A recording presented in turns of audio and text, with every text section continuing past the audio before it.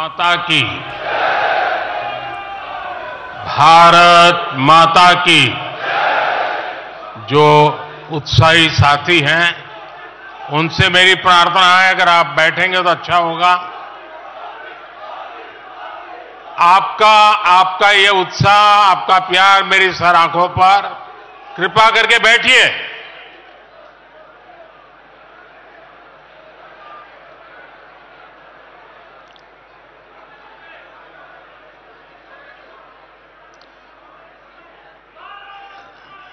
थोड़ी जगह कम पड़ रही है, मेरी सबसे प्रार्थना है, भले नीचे बैठना पड़े लेकिन अगर आप बैठेंगे तो अच्छा होगा।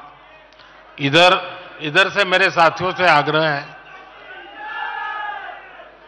आप यहां सुनाई देता है मेरी बात? सुनाई देती है?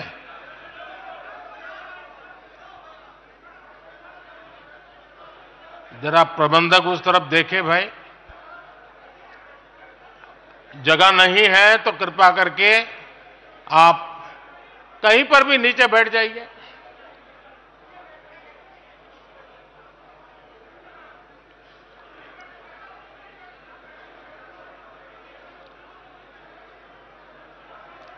भारत माता की, भारत माता की। राष्ट्रीय अधिवेशन में यहां उपस्थित और देश के कोने कोने से जुड़े प्रत्येक भाजपा कार्यकर्ता का मैं अभिनंदन करता हूं।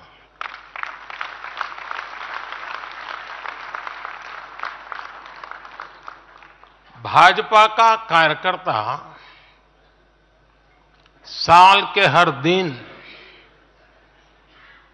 24 घंटे देश की सेवा के लिए कुछ न कुछ करता ही रहता है।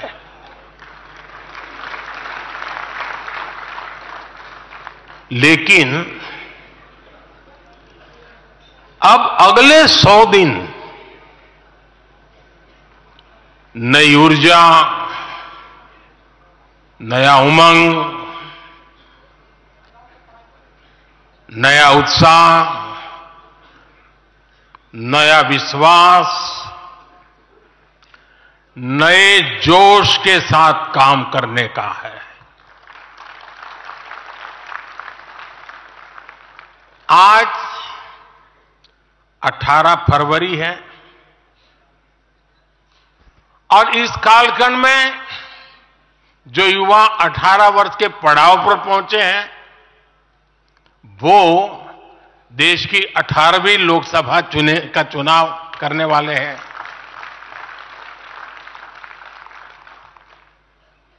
अगले 100 दिन हम सबको जुट जाना है, हर नए वोटर तक पहुंचना है, हर लाभार्थी तक पहुंचना है, हर वर्ग, हर समाज, हर पंथ, परंपरा, सब लोगों के पास पहुंचना है। हमें सबका विश्वास हासिल करना है। और जब सबका प्रयास होगा तो देश की सेवा के लिए सबसे ज्यादा सीटें भी बीजेपी को ही मिलेगी।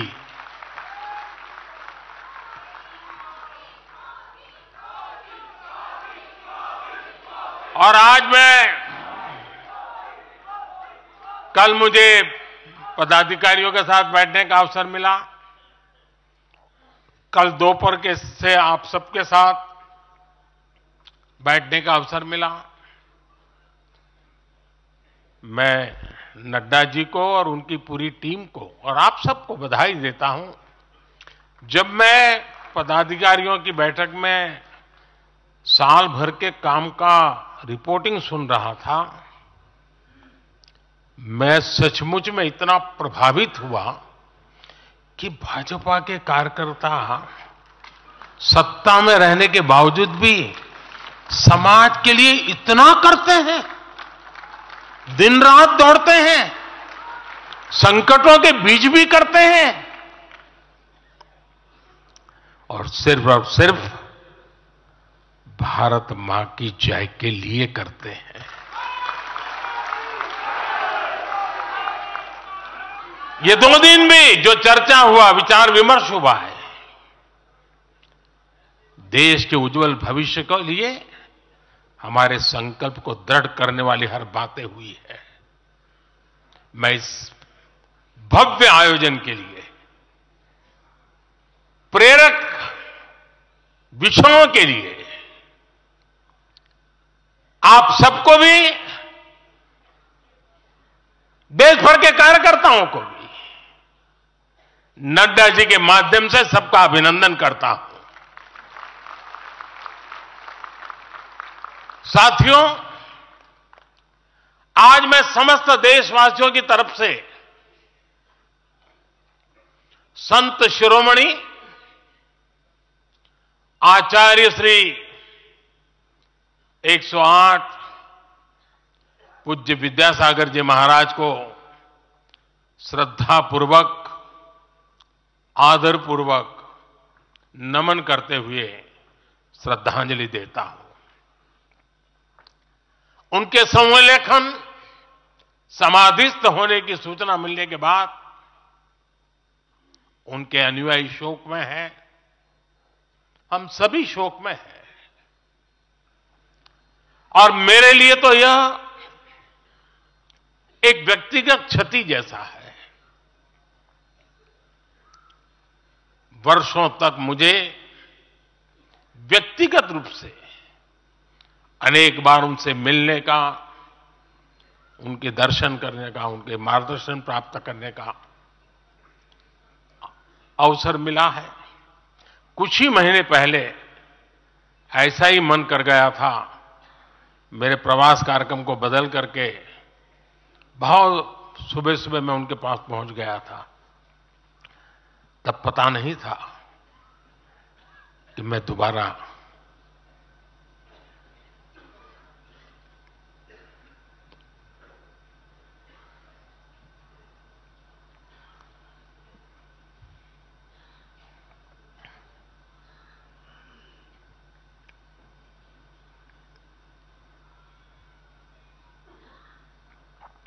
उनके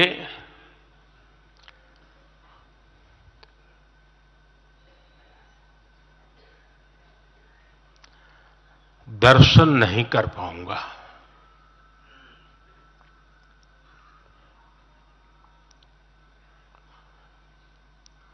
ये मेरा सौभाग्य रहा है